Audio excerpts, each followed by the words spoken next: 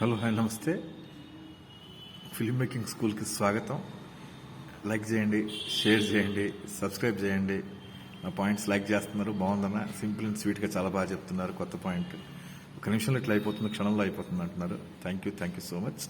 ఇంకా మంచి వీడియోస్ మీరు నన్ను ఎంకరేజ్ చేసిన కొద్దీ, ఎంకరేజ్ అంటే చూడడం, వ్యూస్ చూసి పెరిగిన కొద్దీ నాకు సంతోషంగా ఉంది. అందుకని టక్ చాలా చాలా చాలా చేసేస్తాను. ఇంకా ముందు కూడా చేస్తూ ఉంటాను మ్యాక్సిమం.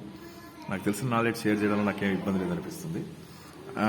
ఒక స్టూడెంట్ అడిగాడు అనమాట, సార్ నేను ఫస్ట్ సినిమాలో షార్ట్ ఓపెనింగ్ ఏ షార్ట్ పెట్టాలి సార్ అని. ఫస్ట్ స్క్రిప్ట్, అది గుర్తుపెట్టుకోండి.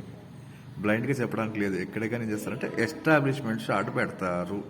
ఏ ప్రాంతంలో జరుగుతుంది, ఎక్కడ జరుగుతుంది అని ముందు ఆడియన్స్కి తెలియాలి కాబట్టి ఎస్టాబ్లిష్మెంట్ షార్ట్ పెడతారు. అందుకని స్క్రీన్ ప్లేలో కూడా ఒకవేళ లొకేషన్ కొత్తగా కనిపిస్తే కింద రాస్తారు, ఇది కాశ్మీరు, ఇది కన్యాకుమారి, ఇది దుబాయ్, ఇది యూఎస్ఏ అని రాస్తారు. ఎందుకంటే ఆడియన్స్కి అర్థం కావడానికి. కాబట్టి మనం ముందే ఊహించడానికి రూల్ ఏం లేదు. ఫస్ట్ షాట్ క్లోజ్అప్ పెట్టాలి, లాంగ్ షాట్ పెట్టాలి, మీడియం షాట్ పెట్టాలని కాదు. మీ సీన్ ఏం డిమాండ్ చేస్తుంది, ఈ షాట్ ద్వారా మీరు ఎక్స్ప్లెయిన్ ఏం చేస్తున్నారు, ఆడియన్స్కి ఏం అర్థమయ్యేటట్టు చేస్తున్నారు. ఎప్పుడే కానీ ఎస్టాబ్లిష్మెంట్ షాట్ ఇది వెరీ వెరీ ఇంపార్టెంట్. అలాగని క్లోజ్తో ఓపెన్ చేయకూడదు అనే రూల్ ఏం లేదు. బట్ ఆడియన్స్ తెలియాలి కదా, ఈ లొకేషన్ ఎక్కడ, ఏ ప్రాంతానికి సంబంధించింది, ఈ సీన్ ఎట్టు జరుగుతోంది, ఎవరి మధ్యలో జరుగుతుంది, ఏ లొకేషన్ అని అర్థం కావడానికి జాగ్రఫీ షాట్తో వెళ్తారు. అంతే తప్ప మీరు ఏమంటారు రెగ్యులర్గా వర్క్ చేస్తాక you are going to get the knowledge and grip.